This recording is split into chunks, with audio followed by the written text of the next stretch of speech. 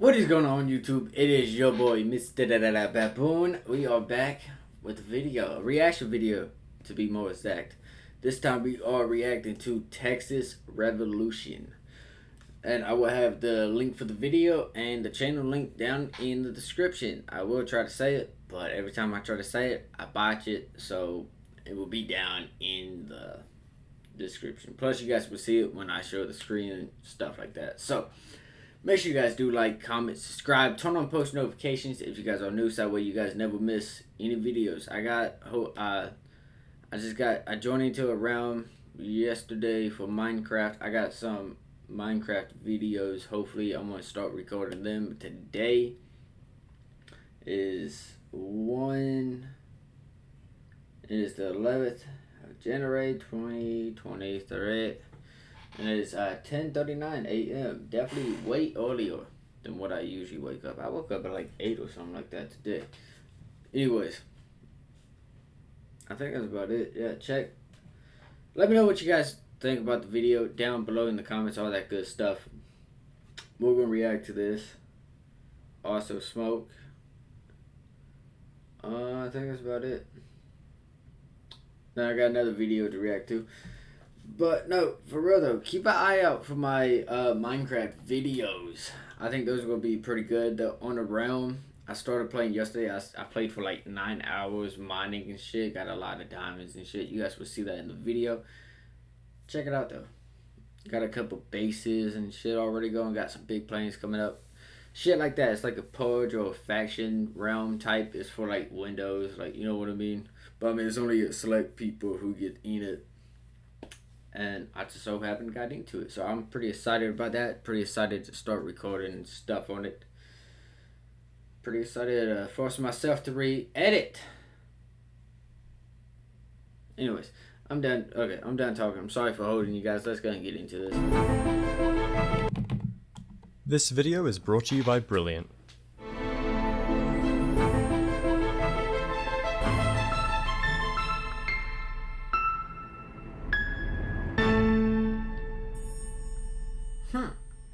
Howdy partner, and welcome to Feature History, featuring the Texas Revolution, a time back when the US liked illegal border crossing.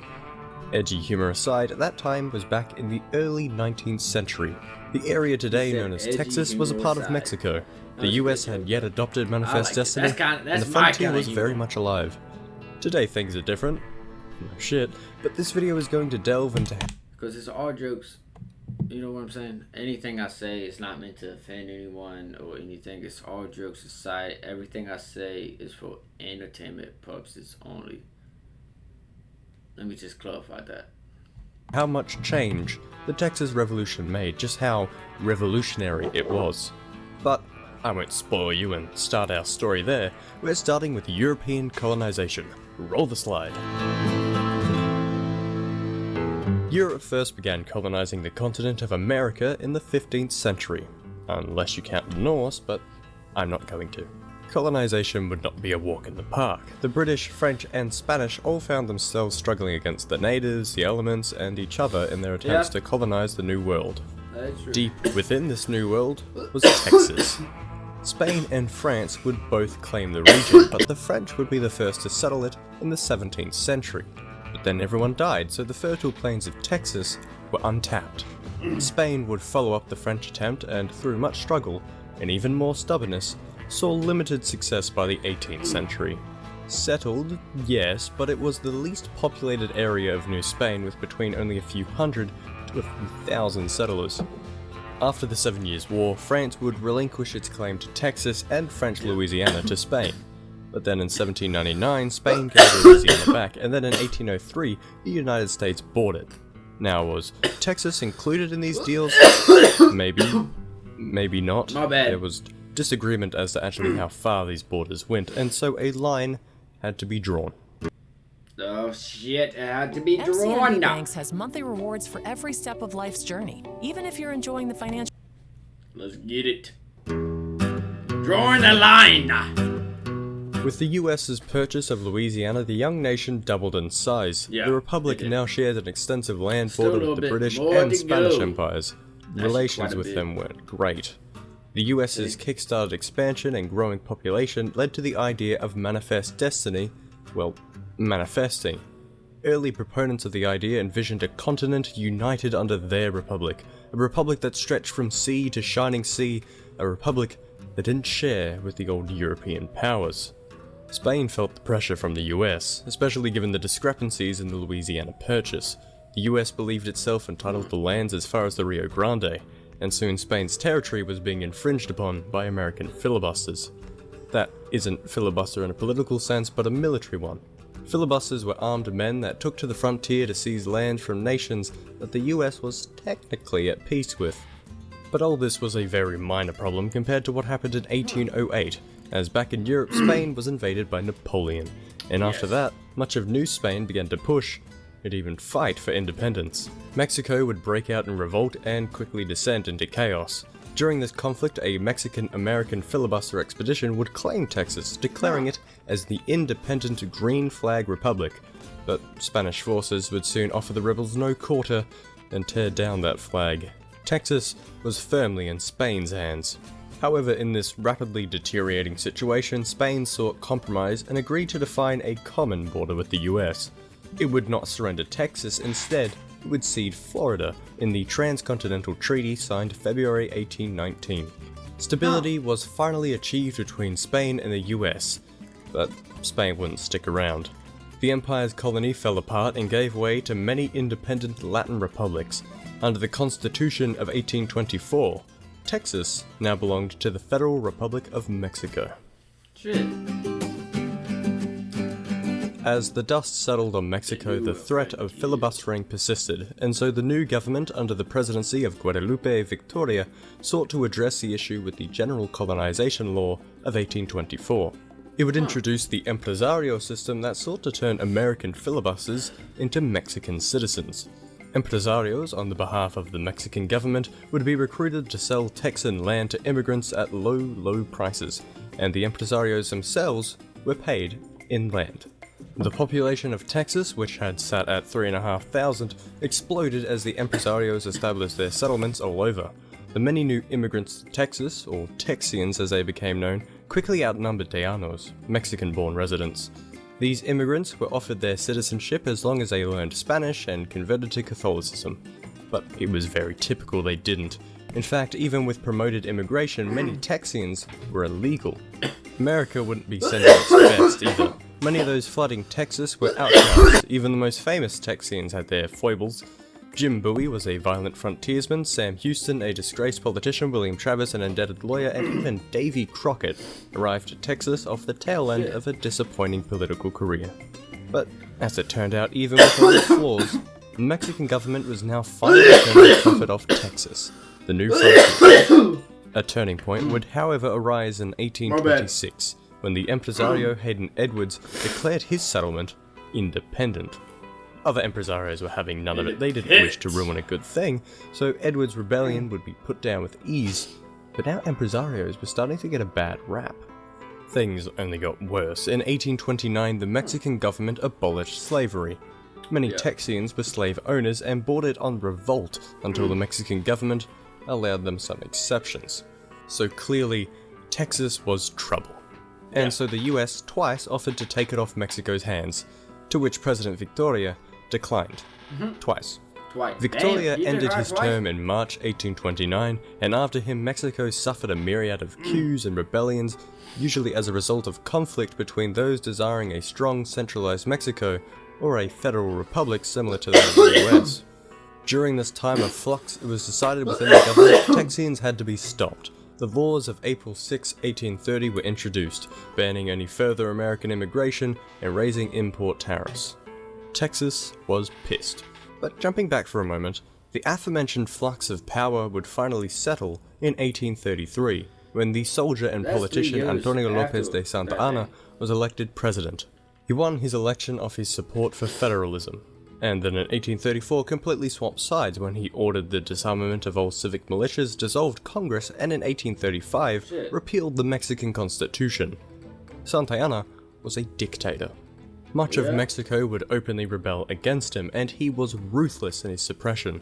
In May of 1835, he would crush the militia in Zacatecas and allow his army to pillage, loot, and rape for 2 days. He gained his reputation quickly, and soon Texians were not very fond of him. Military commanders in Texas feared Texians joining the revolts, and so, maybe counterintuitively, began to crack down. In September 1835, the military was ordered to retake a cannon they had given to the militia in Gonzales. When the residents of Gonzales learned of the Mexican military's intentions, they had only one response. Yeah. I wish that Shaq was my real-life big brother. I think I might know what the response is. Is a fight. Yes, is it a fight? When Mexican forces arrived in Gonzales, they found the militia armed with firearms, the cannon, and a banner that read, "Come and take it." Significantly outnumbered, the soldiers were routed with one shot of the cannon. One shot that won the battle. One shot that started the revolution. After this, the Texians would quickly hurry to assemble a provisional government, and it was decided Sam Houston would lead as Major General of the new Texian army. That army would be responsible for running the Mexican garrison out of Texas, and with their series of victorious skirmishes, they were able to recruit many more Texians, Tejanos, and volunteers from the US and even Europe. In its lifetime, the army would amass almost 4,000 troops. Even with that, it was dwarfed by the might of the Mexican Republic. Santa Anna would take personal command of an army of 6,500 men to quickly and decisively crush the revolt. Damn. With limited time before the Mexican army's arrival, the Texians began to entrench. Colonel Jim Bowie, Colonel William Travis, and the frontiersman Davy Crockett would set up their men at an old Spanish mission turned military base, the Alamo. Major General Houston was well aware the Alamo couldn't hold out against a siege, but Bowie reckoned to allow the fort's capture would be detrimental, and so the Alamo remained garrisoned. Santa Anna and 1,800 experienced soldiers met the Alamo in late February 1836. The defenders numbered only a couple hundred, and Santa Anna made his intentions clear when he rose a red flag against the fort. He would offer no quarter. The siege began immediately with a constant barrage of artillery fire. Jim Bowie would be bedridden with disease, and so command in this trying time was left in the hands of young William Travis. Travis would smuggle letter after letter urging for reinforcements, but there was little in the way of response. On March 2nd, in Washington on Brazos, the Republic of Texas would formally declare its independence. But on March 6th, back at the Alamo, the walls would be stormed. With both an advantage in numbers and experience, the Mexican army soon broke through the defenses. Travis died almost instantly, Jim Bowie would be shot dead in his bed, and Davy Crockett captured and executed. Survivors were few and far between. The Alamo was a slaughter. Santa Anna had learned this way of war back when he was a lieutenant fighting the Green Flag Republic, and he believed it would work again, that it would crush Texas. Santa Anna's terror continued. In the very same month, 425 prisoners were rounded up after the Battle of Gilead and massacred, piled up, and burned. Santa Anna believed this way of war would crush the Texian spirit, but instead the now Commander-in-Chief, Sam Houston, used these losses to uplift it. With the cry of "Remember the Alamo, remember Gilead," he managed to amass many men to join the cause of the revolution, even as it seemed to be in its death throes. Mexican forces continued to move further and further into Texas as the population fled from it. It was very much a time of retreat for the Texians, and so the Mexicans became accustomed to little resistance. On the 21st of April, that Mexican army was suddenly ambushed. Sam Houston surprised Santa Anna's forces with roughly 900 men of his own, and in a battle that lasted only 18 minutes, he was able to rout the Mexican forces. That rout turned into a full-blown retreat. Many Mexican soldiers would attempt to surrender to the Texians to no avail. Repeating the battle cry, "Remember the Alamo, remember Gilead," the Texians took to murder. 650 Mexicans died compared to only 11 Texians. Santa Anna himself was found hiding in the marsh and was captured by the Texian army, and as much as they wanted to execute him, it was far more advantageous to have the President of the Mexican Republic as their prisoner. The remainder of the Mexican forces dared not to move from the Texians while they held Santa Anna, and so the President entered negotiations. For 3 weeks he was held and made to sign off the treaties of Velasco on May 14, 1836. The Mexican army would withdraw south of the Rio Grande and respect the border, but keep in mind, not actually recognize it. After signing this, Santa Anna would safely sail off back to Mexico City. With one decisive victory, the Texian army had achieved the unlikely. They had won their independence. But what was even more unlikely was them being able to keep it. Before the end of the war, the provisional government had convened and drawn up a constitution for their nation. One that almost copy and pasted the US Constitution, just with more revolt and slavery sprinkled in. It was clear that the leaders of the Republic wished to join the Union. However, annexation isn't just said and done. Mexico didn't recognize Texas as independent, and much of the US was torn on whether to actually annex the country. So Texas, the Lone Star Republic, existed in limbo for almost a decade. Sam Houston served as president for the Republic until in 1845, the United States would officially annex the 28th state of Texas. Of course, Mexico didn't like that, but that's a story for another time. As it stood, American expansion had just begun. The seeds of the Union's problems had been planted, and an era of US dominance just beginning. However, it must be said that this episode of history contains a lot more than I had time to go over, or that I even could go over. History isn't just a story of war and politics, but also of concepts like math, science, and physics. Now, admittedly, I've never been the strongest in these fields, but with Brilliant, the tools to learn these ideas have never been more accessible. The website and app allows you to learn unfamiliar math and science skills, apply them yourself, and, with enough time, eventually master them.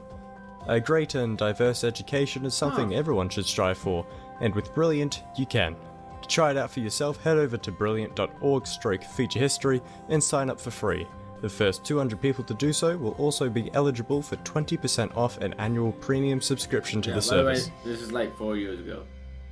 This is the it was a good video. end card where I thank the patrons and am obligated to especially. That's the end episode. Well, video, not episode. But I mean, that was a lot. That was definitely a lot in it. And that was definitely, like you said, a lot that wasn't in it that he just couldn't get to. It was just, I don't know. I know there was a lot that happened. So, I know that. But I mean, it was great. It was a great video, great editing, great everything about it. I'm trying to think, is there anything else I want to say? I think that's it. I'll see you guys in the next video. I got one more video to record today. This one or the one I get done with in just a couple, when this gets done uploading, will be up today. So positivity is key, motivation is key, happiness is key. I'll see you guys in the next video. You guys stay safe, watch each other's backs. You guys stay positive, stay safe. I'll see you guys in the next one.